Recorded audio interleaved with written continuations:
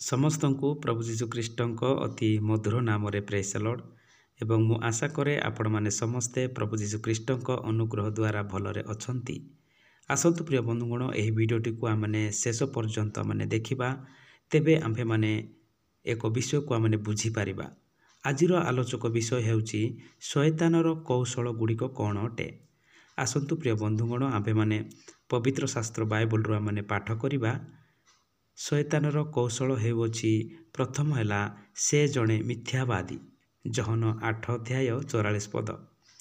ଦ୍ୱିତୀୟ, ସେ ଜଣେ ଅପବାଦକ ଓ ଅଭିଯୋଗକାରୀ, ପ୍ରକାଶିତ ପୁସ୍ତକ 12:10 ଆମେ ଦେଖିବାକୁ ପାଉ। ତୃତୀୟ, ସେ ଜଣେ ପ୍ରବଞ୍ଚକ, ପ୍ରକାଶିତ ପୁସ୍ତକ 12:9 ଆମେ ଦେଖିବାକୁ ପାଇଥାଉ। ଚତୁର୍ଥ, ସେ ଜଣେ ପରୀକ୍ଷାକାରୀ, ମାଥ୍ୟୁ ପୁସ୍ତକ 4:1-11 ମଧ୍ୟରେ ଆମ୍ଭେମାନେ ଦେଖୁ ଶୟତାନର କୌଶଳ ବିଷୟ। ପଞ୍ଚମ, ସେ ଜଣେ ଉତ୍ପୀଡ଼ନକାରୀ, ପ୍ରେରିତ ପୁସ୍ତକ 10:38 ମଧ୍ୟରେ ଆମ୍ଭେମାନେ ଦେଖିବାକୁ ପାଇଥାଉ। ଷଷ୍ଠ, ସେ ଜଣେ ବାଧା ପ୍ରଦାନକାରୀ, ପ୍ରଥମ ତେସଲୋନିକୀୟ 2:18 ମଧ୍ୟରେ ଆମ୍ଭେମାନେ ଶୟତାନର କୌଶଳ ଦେଖିବାକୁ ପାଇଥାଉ। ସପ୍ତମ, ସେ ଜଣେ ଗର୍ଜନକାରୀ ସିଂହ ସଦୃଶ, ପ୍ରଥମ ପିତର 5:8 ଆମ୍ଭେମାନେ ଦେଖିବାକୁ ପାଉ। ଅଷ୍ଟମ, ସେ ଜଣେ ନିଜକୁ ଦୀପ୍ତିମୟୀ ଦୂତଙ୍କ ବେଶରେ ରୂପାନ୍ତରିତ କରିପାରେ, ଦ୍ୱିତୀୟ କରିନ୍ଥୀୟ 11:14।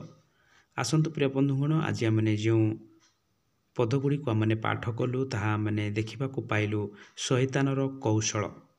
ବାସ୍ତବରେ ଏହି ପ୍ରକାର ଶୟତାନ କୌଶଳ କରି ଅନେକଙ୍କ ଜୀବନକୁ ପଥଭ୍ରଷ୍ଟ କରିଥାଏ, ଅନେକଙ୍କୁ ଆତ୍ମିକତାରେ ବଢ଼ିବା ପାଇଁ ସେ ଦେଇନଥାଏ। ଏଣୁ ଆସନ୍ତୁ ପ୍ରିୟ ବନ୍ଧୁଗଣ, ଏହି ଶୟତାନର କୌଶଳରୁ ନିଜକୁ ବଞ୍ଚିତ କରିବା ଏବଂ ପ୍ରଭୁ ଯୀଶୁଖ୍ରୀଷ୍ଟଙ୍କଠାରେ ବିଶ୍ୱାସ କରି ତାହାଙ୍କ ଆଜ୍ଞାଧୀନ ହୋଇ ଆମ୍ଭେମାନେ ଏହି ଦିନ ଗୁଡ଼ିକରେ ଆମେ ଆଗକୁ ବଢ଼ିବା, ତେବେ ଆମ୍ଭମାନଙ୍କର ଜୀବନ ରକ୍ଷାପ୍ରାପ୍ତ ହେବ।